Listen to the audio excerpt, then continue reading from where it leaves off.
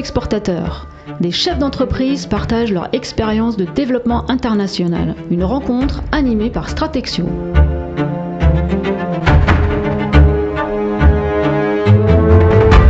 Bienvenue sur le podcast de Stratexio, l'association créée par le MEDEF et plusieurs organisations patronales et professionnelles qui animent une communauté de dirigeants exportateurs dans toute la France.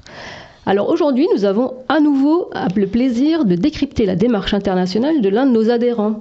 Nous accueillons Christophe Gamon, directeur du développement du groupe UMLAB Hospitality. Bonjour Christophe. Bonjour.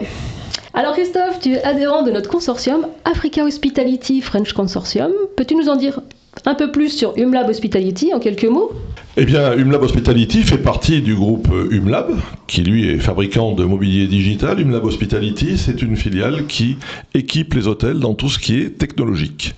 IP télé, Wi-Fi, gestion technique des bâtiments, gestion des salles de réunion et plein d'autres choses encore. Le groupe aujourd'hui comporte environ 130 salariés dans le monde et fait un peu plus de 30 millions d'euros de chiffre d'affaires. Et tu peux un peu nous préciser l'activité internationale de UMLAB, un peu de comment vous êtes développé, quel est votre modèle de développement international et puis votre représentation un peu dans les pays ?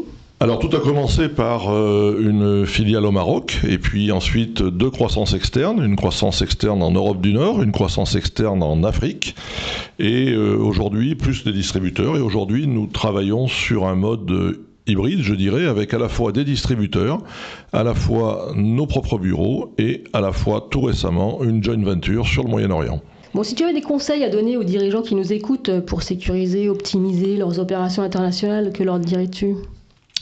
Alors les conseils, c'est toujours compliqué, mais l'idéal est d'utiliser les réseaux, les différents réseaux qui peuvent exister à l'international. Je suis toujours partisan de chasser en meute, comme on dit, et à ce titre, d'ailleurs, Stratexio est un bon exemple de ce qu'ils peuvent être faits pour développer à l'international. Et justement, en allant un petit peu en détail sur ces pratiques de consortium, qu'est-ce que ça apporte en fait aux adhérents de ces groupements, l'échange de partage d'informations, des marchés, des contacts, dupliquer vos réseaux ? Alors l'international est différent, quel que soit le pays, les pays sont différents, les pratiques sont différentes, les modalités sont différentes, donc l'intérêt d'échanger avec différents partenaires qui ne sont pas forcément dans le même métier que nous, mais qui rencontrent les mêmes problématiques, permettent justement de se positionner beaucoup plus facilement à l'international ou en tout cas d'éviter certains écueils. C'est certain. Et dans ta démarche d'internationalisation, qu'est-ce qui t'a le plus aidé en fait depuis que tu développes UMLAB ? Plusieurs choses, hein. Comme je le disais, les réseaux, hein, que ce soit des réseaux d'entrepreneurs, comme on le fait ici à Stratexio, mais aussi des réseaux plus informels, comme l'Union des Français de l'étranger, des choses comme ça, les conseillers français du commerce extérieur, qui sont toujours d'un bon soutien. Voilà, il n'y a pas un seul réseau, il y en a plusieurs, il suffit simplement de rencontrer les gens, de discuter avec eux, et surtout d'essayer de s'adapter à chacun des pays. On ne fait pas le même commerce en UK qu'en Côte d'Ivoire, c'est évident. Pour finir, tu peux nous parler un peu des projets de UMLAB pour 2026 ?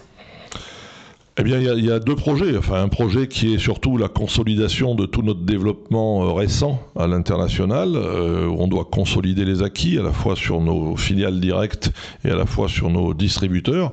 Et puis le vrai développement, ça sera à travers la joint venture qui est créée aujourd'hui à Dubaï et qui a le projet de rayonner évidemment sur toute la zone du Moyen-Orient, mais aussi sur l'Inde, les Philippines et la Thaïlande.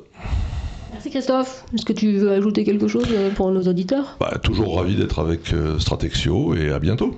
Merci Christophe. Il ne me reste plus qu'à te remercier et remercier nos auditeurs en espérant que nous leur ayons apporté les informations utiles, bien sûr. À bientôt.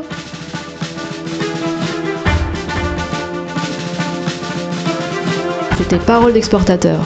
Merci d'avoir suivi cette rencontre proposée par Stratexio, le réseau des chefs d'entreprise exportateurs.